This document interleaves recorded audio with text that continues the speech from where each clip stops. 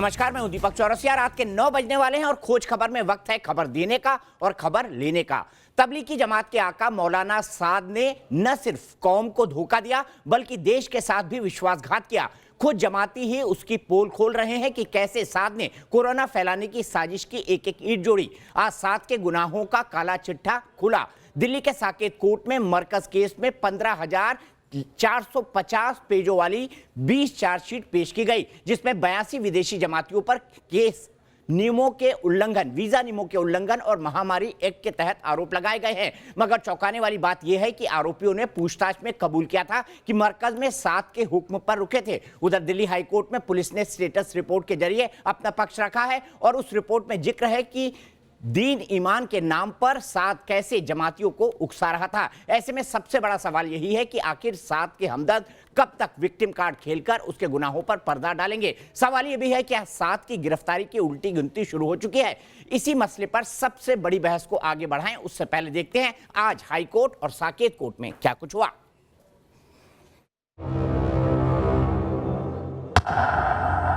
क्या मरकज में साद ने दिया था देश विरोधी भाषण? साद ने लॉकडाउन नियमों को तोड़ने के लिए उकसाया। मरकज में भीड़ को रुकने के लिए साद ने सुनाया था हुक्म। ना अब साद सामने आया और ना ही कोरोना टेस्ट रिपोर्ट साद ने क्राइम ब्रांच को सौंपी है। मगर अंडरग्राउंड साद पर चौतरफा कानून का शिकंजा कसता जा रहा है।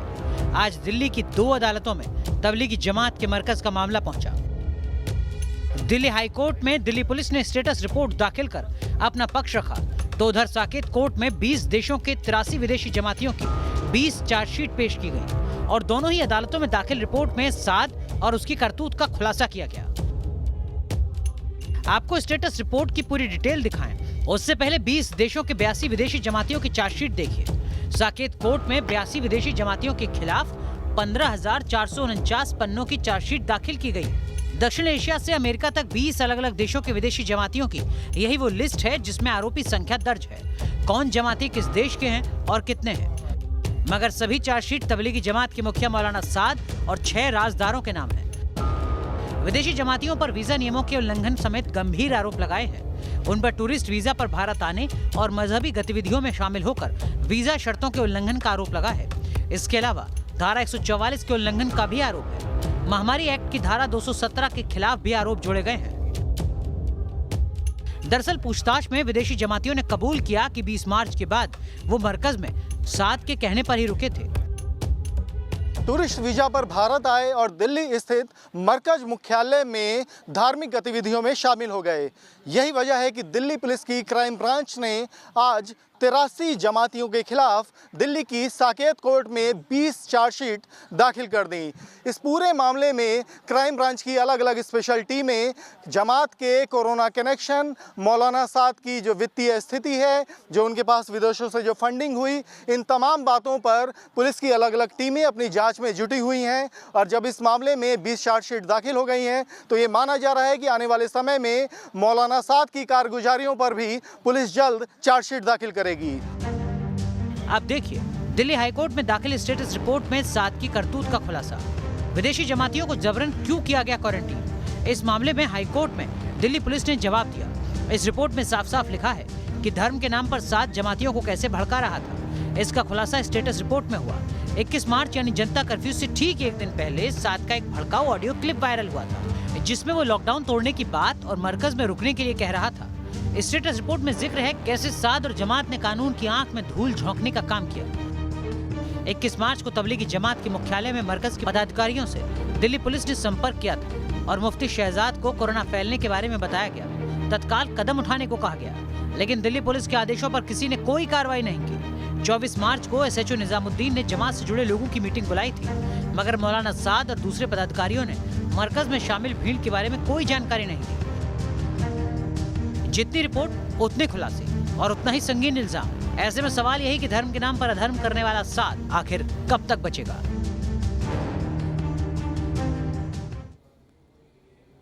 तो रमजान खत्म हो गया है और मेरी जानकारी के मुताबिक मौलाना साद यानी कोरोना साद तबलीगी नहीं, तालिबानी सोच वाली जमात के मुखिया कोरोना 7 का तिहाड़ जाने का रास्ता अब धीरे धीरे साफ होता जा रहा है। इसी पर बात करेंगे। मेरे साथ सिराज कुरैशी साहब है जो कि इस्लामिक स्कॉलर है और जाने माने एडवोकेट है सुप्रीम कोर्ट के। मेरे साथ एमएच खान साहब है, पॉलिटिकल एनालिस्ट है। मेरे साथ वेद भूषण साहब हैं, डेकोरेटेड रिटायर्ड एसीपी हैं दिल्ली के। उनसे समझेंगे पुलिस ने इस एस्पेक्ट में कौन कौन सी चार्जशीट दाखिल की है। मुजिब रहमान है, तालिबानी जमात कहूं, तालिबानी सोच वाली जमात के ये मेंबर है। माजिद हैदरी साहब हैं, पॉलिटिकल एनालिस्ट हैं और साथ ही साथ मौलाना सईदुल कादरी, प्रेसिडेंट है कादरिया इंटरनेशनल ऑर्गेनाइजेशन के। मुजब्बिर, सबसे पहले बताइए, ईद तो खत्म हो गई, ये आपका कोरोना 7 है कहां? अब तो आ जाए देश के सामने। कितना बेशरम है ये, देश के सामने नहीं आ रहा, देश से माफी नहीं मांग रहा है। ये कौन सा इसी मिट्टी का अन्न खाया है उसने? मुजब्बिर, देश के सामने पहले आप उन मुजरिमों को लेकर के आए जो देश के मुजरिम हैं, जिन्होंने देश में कोरोना फैलाया। 7 भी उनमें से एक है। कोरोना 7 उनमें से एक नहीं है, वो सबसे बड़ा मुजरिम है। उसके चलते 33% केस बढ़े हैं। दिल्ली, मुंबई, तमिलनाडु, 17 राज्यों और केंद्र शासित प्रदेशों में कोरोना 7 ने केस फैलाए हैं। इनकार कर सकते हैं इससे आप? हाँ, मैं आपको अपडेट कर दूं दीपक जी, आज की तारीख में 2.5% है जमात के, वो भी सिर्फ कथा कथित। जब उसकी हम जांच करेंगे तो पता चलेगा उन 2.5% जो बताए हैं सरकार ने उसमें से कितने हैं। आज की तारीख में 1.5 लाख केस है कोरोना के, उसमें 4,000 जमात के बताए जा रहे हैं। उसको भी हम चेक करेंगे कितने हैं वास्तव में। अब आप डाटा अपना अपडेट कर लीजिए, 18 अप्रैल से बाहर निकल आइए। मुझे ये लगता था मुजब्बिर कि मौलाना साद ये अकल का दुश्मन है। उनके तो जितने वकील है वो सब अकल के दुश्मन है। सिंपल मैथ्स भी नहीं आता। 1 से 100 की गिनती बुलवानी पड़ेगी आपको इस शो में। नहीं, आप दीपक जी बिल्कुल भी नहीं समझना चाह रहे हैं। ये बात देश समझ रहा है बिल्कुल। अरे देश जो बात समझ गया है कि कोरोना फैलाकर साथ छुपा हुआ है, विश्वासघात किया है। आज सरकार ने देश के लोगों के साथ विश्वासघात किया है। अरे विश्वासघात तो अपनी कौम और अपनी इंसानियत से मौलाना साद ने किया है। नहीं, मौलाना साद ने किया है, अपनी कौम से, अपने मजहब से, इंसानियत से। देश की सरकार जिम्मेदार है, देश की सरकार जिम्मेदार है, देश के प्रधानमंत्री जिम्मेदार हैं। नमस्ते ट्रंप करते हैं, पार्लियामेंट में खड़े होकर कहते हैं कोरोना कोई संकट नहीं है। ये लोग जिम्मेदार हैं। एक झटके के अंदर लाखों करोड़ों लोगों को सड़क के ऊपर उतार देते हैं लॉकडाउन के नाम पर। ये लोग जिम्मेदार हैं, इन्होंने कोरोना फैलाया है। देश के मुजरिम ये है मास्टरमाइंड कोरोना फैलाने वाले। अच्छा, तो मौलाना साद इनोसेंट है? दीपक जी, मौलाना साद इनोसेंट है?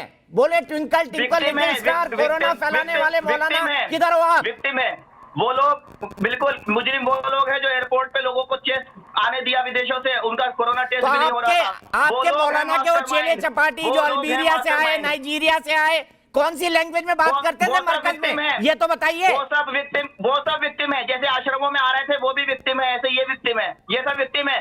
भारत जब लोग विदेशों से आते हैं, चलो विक्टिम बता लो, पर रुकोगे तिहाड़ में जाके? मुजब्बिर रुकना तिहाड़ की सेल में ही है।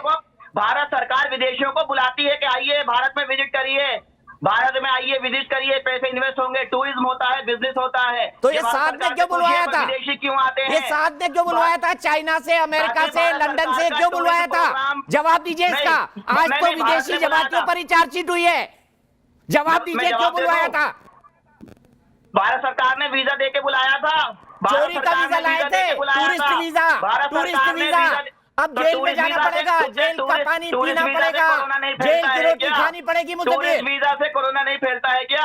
जिन्होंने टूरिस्ट वीजा दी उससे कोरोना नहीं फैलेगा क्या दीपक जी? ये आज देश का बच्चा जान रहा है, लेकिन आप नहीं जानना चाहते हैं।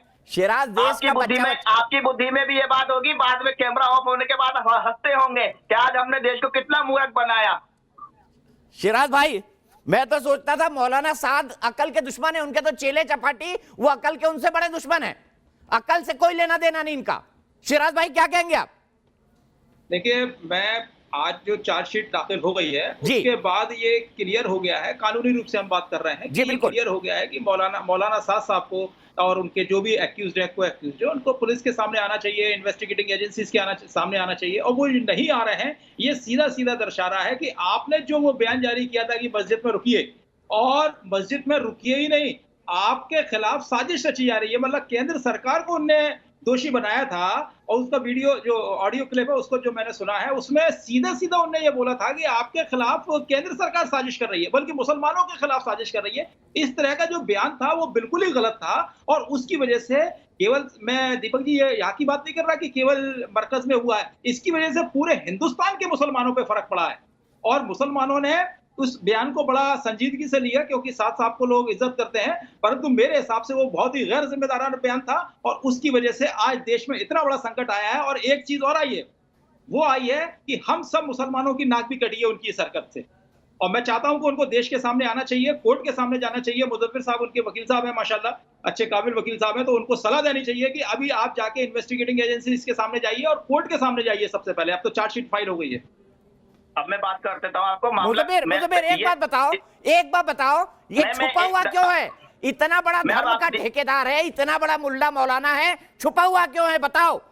देश के सामने आने की उनकी जवाबदारी नहीं बनती, देश से माफी मांगने की जवाबदारी नहीं बनती? क्यों उन्होंने कहा था कि आपके खिलाफ साजिश हो रही है? क्यों कहा मुसलमानों को? ये किसने साजिश करी, बताइए। मैं आपको बता रहा हूं, जैसे स्टेटस रिपोर्ट जैसे जमा हुई है उसी तरीके से, क्योंकि उन्होंने सपोर्ट किया, पूरे इन्वेस्टिगेशन को सपोर्ट किया। जहां जिस लोगों को, जमातियों को बुलाया गया देकर के वो लोग वहां गए, पुलिस को अपने बयान दिए जो पुलिस ने मांगे। अरे साथ ने क्यों नहीं दिए? कोरोना साथ ने क्यों नहीं दिए? मैं सुन रहा हूं ना, मौलाना साथ ने क्यों नहीं दिए, बताओ। मैं आपको मानूं, आज कोर्ट के ये मामला कोर्ट के बाहर है, ये मीडिया नहीं कहेगी कोर्ट ने। आप क्यों कहिए? सहयोग नहीं किया इन्वेस्टिगेशन में। मैंने एक्यूज मौलाना आप वकील हैं, आपको सेक्शन 204 पता होगा सीआरपीसी का। 204 के अंदर अथॉरिटी है, वो जब चाहे बुला सकती है कोर्ट। आज मामला कोर्ट के अंदर है, जिम्मेदारी कोर्ट जब चाहे बुला सकती है 204 के अंदर। आप डिक्टेट नहीं करेंगे ना कोर्ट को। अब सिराज कुरैशी साहब या दीपक जी नहीं डिक्टेट करेंगे, या मीडिया डिक्टेट नहीं करेगा। मौलाना साहब को खुद जाना चाहिए था, एक अच्छे शहरी की तरह, एक अच्छे नागरिक की तरह, एक बड़े मौलाना साहब की तरह। और उनने जो नजीर पेश किया उससे सारे मुसलमानों की नाक कट गई है। बिल्कुल नाक कटी है। और मैं यही सवाल लेके मौलाना कादरी के पास चलता हूं, मुझे फिर आपके पास जवाब नहीं है। आप पता नहीं कौन सा डिफेंस लाके देते हैं, पता नहीं कौन सा मैथ्स कैलकुलेट करते हैं, 2%, 3%। कादरी साहब बताइए, मौलाना साहब की हरकतों के चलते देश के मुसलमानों की नाक कटी है कि नहीं कटी, बताइए मौलाना कादरी। सबसे पहले तो मैं आपके इस चैनल के जरिए तमाम हमारे हिंदुस्तान के भाइयों बहनों को ईद की पुरखुलूस मुबारक। आपको भी बहुत बहुत मौलाना साहब, आपको भी कादरी साहब, आपको भी न्यूज नेशन परिवार की तरफ से, न्यूज नेशन के दर्शकों की तरफ से और पूरे पैनल की तरफ से ईद की मुबारकबाद। बहुत बहुत शुक्रिया, बहुत बहुत शुक्रिया।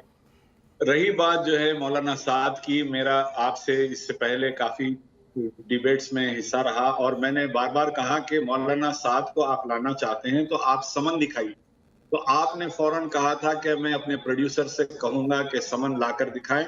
अल्हम्दुलिल्लाह ये तीसरी मर्तबा मेरा फिर से मुतालिबा है कि मौलाना साद के लिए अब तो चार्जशीट हो गई भाई, अब सम्मान कहाँ रह गए मौलाना कादरी? अब तो चार्जशीट हो गई, उनके चेले चपाटों की जेल जाने की तैयारी हो गई, जितने विदेशी जमाती है 916, 917। लेकिन अभी चार्जशीट हुई है तो ये कोर्ट में जाएगा और कोर्ट की तरफ से जब समन आएगा तो यकीनन मौलाना साद वहां पर जाएंगे और कानूनी तौर पर अपनी जो है बात कहेंगे और कानून काम करेगा। जज आप मत बनिए, ना मीडिया बने, ना मैं बनूं, कोई जज ना बने, ना वकील बने। कानून अपना काम करेगा, वो अपनी बात को अदालत के सामने पेश करेंगे।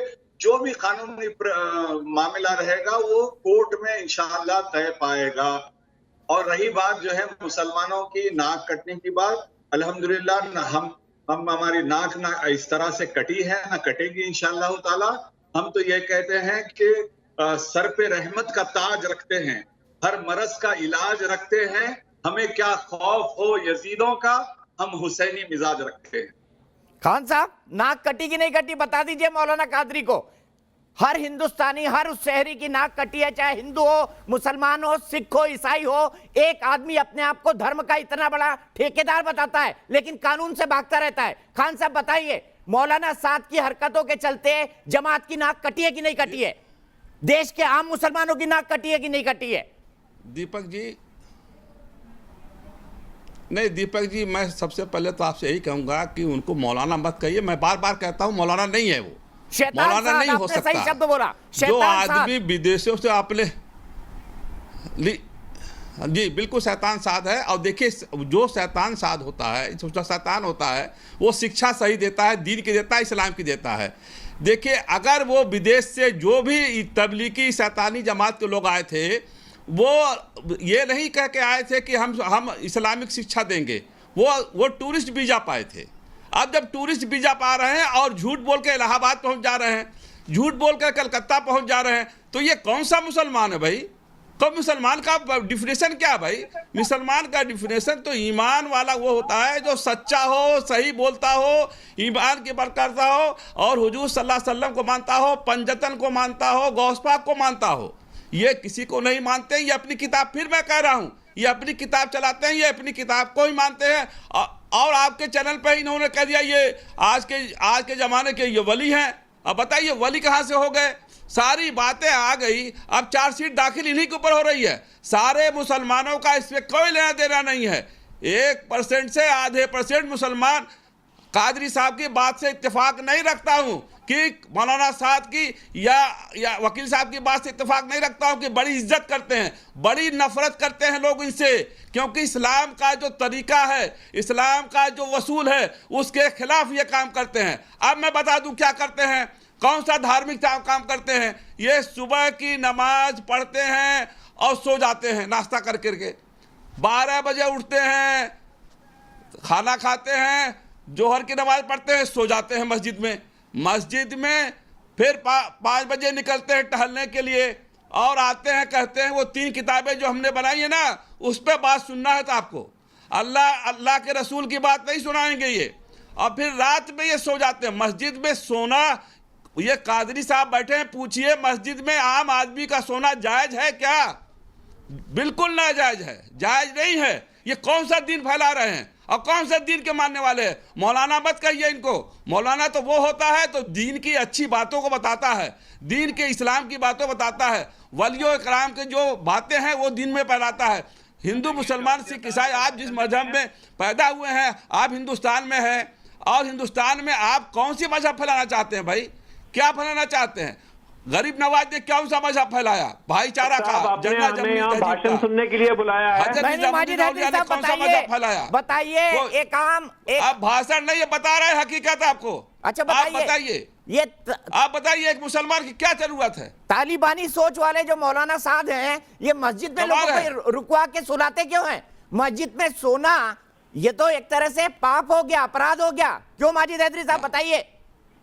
देखें दीपक साहब, यहाँ तो सरकार सोई हुई है। खैर उस बात पे बात करने से पहले मैं आपको एक बात बता दूं, ये जो तबलीगी मासूम है ना, ये तबलीगी मासूमों की मैं एक बात आपको बताऊं। आप लोग बार बार कह रहे हैं कि वीजा लेके आए थे, टूरिस्ट वीजा लेके आए थे। आज चार्जशीट दायर हो गई। अपराधी है, मासूम नहीं है। मासूम मत बोलिए, मासूमियत में मत छिपाइए। अपराधी है माजिद हैदरी, अपराधी। आपको सुनाऊंगा, देश के अपराधी है, इंसानियत के अपराधी है, मानवता के अपराधी है। दीन में कहीं नहीं कहा गया है, दीन में नहीं कहा गया चौरसिया जी, दीन में कहीं नहीं कहा गया कि अपने बूढ़े माँ बाप को घर में छोड़ दो, भूखे मरने दो, अपने बीवी बच्चों को छोड़ दो। ये मासूम नहीं है, ये अपराधी है, आदतन अपराधी, शातिर अपराधी। देखें दिलीप साहब, अब मुझे भी तो बात करने का मौके दे जनाब। आप बोलिए, बिल्कुल बोलिए, आपका ही वक्त है। ये जो पुलिस ने जो चार्जशीट बनाई है, पहले हमारे देश में खाकी पुलिस होती थी, खाकी वर्दी होती थी, अब भागवा पुलिस है। भागवा पुलिस जो है, ये चार्जशीट जो है ये वैसी ही बनाती है जैसा सनसनीखेज नॉवल होता है, सड़क छाप नॉवल। आपकी वो यूपी की पुलिस हो या कि दिल्ली की पुलिस हो, या सड़क छाप नॉवल लिखने वाले चार्जशीट बनाते हैं, बेगुनाह मुसलमानों को फंसाने की कोशिश करते हैं। ठीक है। आज की डिबेट जो है, आज अगर किसी ने नाक काटी है हमारी, तो आज भाजपा सरकार ने काटी है। चाइना ने हमारे देश पर कब्जा कर लिया है और भागवा वालों ने मुंह में दही जमा लिया है। अरे माजिद हैदरी, अब मौलाना साहब की बात करो ना। मासूम बोल रहे हैं, अपराधी है वेदभूषण साहब। इनको बताइए खाकी का रंग क्या होता है, ये भगवा बता रहे हैं। और इनको ये भी बताइए वेदभूषण साहब, कानून के हाथ कितने लंबे हैं। जब मौलाना साहब पकड़े जाएंगे तो क्या सलूक होना चाहिए? वेदभूषण साहब बताइए। खाकी को बदनाम कर रहे हैं माजिद हैदरी, माकूल जवाब मिलना चाहिए। दीपक जी नॉवल लिखने वाले हैं ये जो चार्जशीट बनाते हैं। दीपक जी मैं पूरा माकूल जवाब दूंगा। माजिद हैदरी को थोड़ा चुप कराएं, उनको थोड़ा साइलेंट पर रखें। देखें जनाब, चार्जशीट को याद बोलिए। दीपक जी ये अनप्रेसिडेंटेड चार्जशीट है, मैं दोबारा बता रहा हूं, ये एक अनप्रेसिडेंटेड चार्जशीट है। 943 क्रिमिनल्स के खिलाफ चार्जशीट फाइल की गई है, जो हिंदुस्तान के इतिहास का रिकॉर्ड है। मैं दोबारा बता रहा हूं, यह अनप्रेसिडेंटेड चार्जशीट है, जिसमें एक साथ 943 क्रिमिनल्स के खिलाफ कोर्ट के अंदर चार्जशीट फाइल की गई है। पेज आपने बता दिए कितने पेज है, जिसमें फॉरेनर्स भी है। मैं आपको फिर बता रहा हूं, ये आप दीपक चौरसिया, आप जैसे पत्रकार की वजह से आज ये चार्जशीट यहां तक पहुंची है।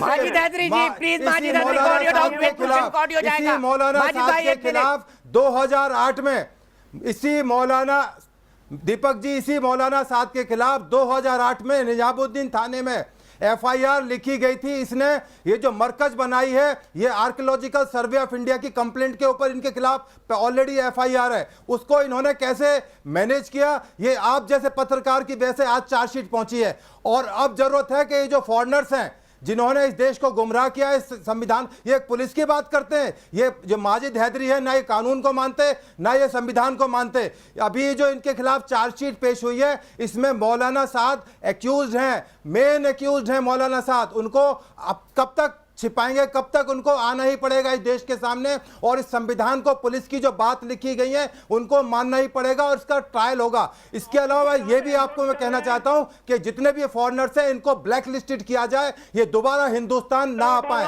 क्योंकि इन्होंने जो वीजा के नियमों का उल्लंघन किया है ये डिजर्व करते हैं। कभी ये हिंदुस्तान ना आ पाए, इस हिंदुस्तान की जमीन पर माजिद हैदरी क्या जवाब है?